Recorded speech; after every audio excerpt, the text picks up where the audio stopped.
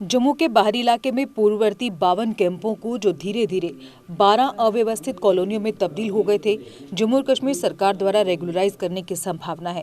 इनमें पाकिस्तान के कब्जे वाले जम्मू कश्मीर यानी पीओजे के शरणार्थी 1947 में अपने माइग्रेशन के बाद बस गए थे। सरकार का फैसला लागू होने पर कॉलोनियों का विकास होगा और निवासियों को सभी प्रकार के अधिकार मिलेंगे।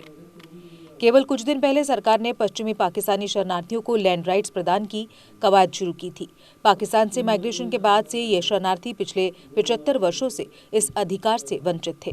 ज्यादातर पीओजे के शरणार्थियों को माइग्रेशन करके आने पर जम्मू के विभिन्न हिस्सों में लैंड राइट्स के साथ 7 मरले के भूखंड दिए गए थे, लेकिन उनमें से कई मीना साहिब, गाड़ीगढ़, रानीबाग, बड़ियाल ब्राह्मण, आरसपुरा, इंदिरा नगर, ब्रिज नगर आदि में टेंट में रह रहे थे। उस वक्त पीओजे के शरणार्थियों के लिए 52 स्थानों पर टेंट कॉलोनियां स्थापित की गई, जो धीरे धीरे दर्जनों अव्यवस्थित कॉलोनियों में तब्दील हो गई। लोगों ने खुद के लिए 1 या 2 कमरों का निर्माण किया। हालांकि उन कॉलोनियों को कभी रेगुलराइज नहीं किया गया, जिसके नतीजों में लोगों को वहां किसी भी तरह का अधिकार नहीं मिल सका। हाल ही में केंद्र सरकार के समक्ष इस मुद्दे को उठाया गया था और पीओजे के शरणार्थियों की दुर्दशा पर विस्तृत जानकारी दी गई थी।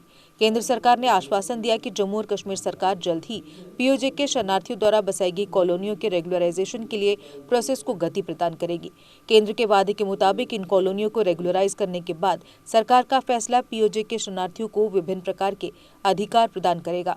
1947 के विस्थापितों के लिए एक और मनोबल बढ़ाने वाली और कई सुविधाएं मुहैया करवाने वाला ये फैसला होगा।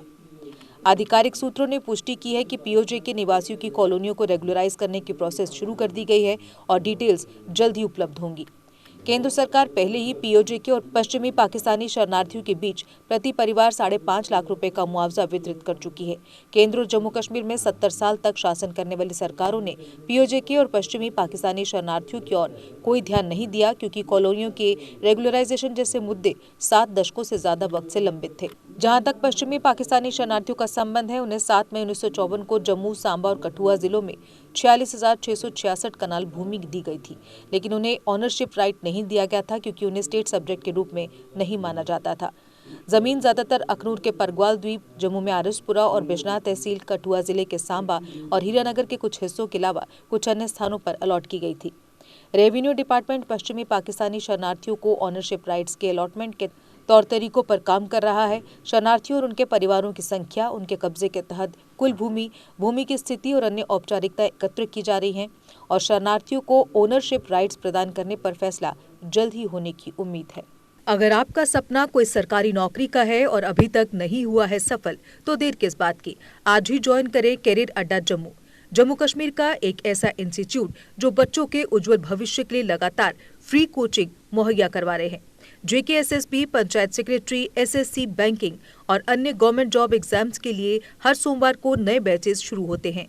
पिछले 4 साल में लगभग 2000 से ज्यादा बच्चे अपने सपनों को पूरा कर चुके हैं। अगर आपका भी सपना है सरकारी नौकरी का, तो हमारा पता है career Adda Jammu, Gurudwara road, opposite doctor Dara Singh clinic, Rehari Chungi, Jammu.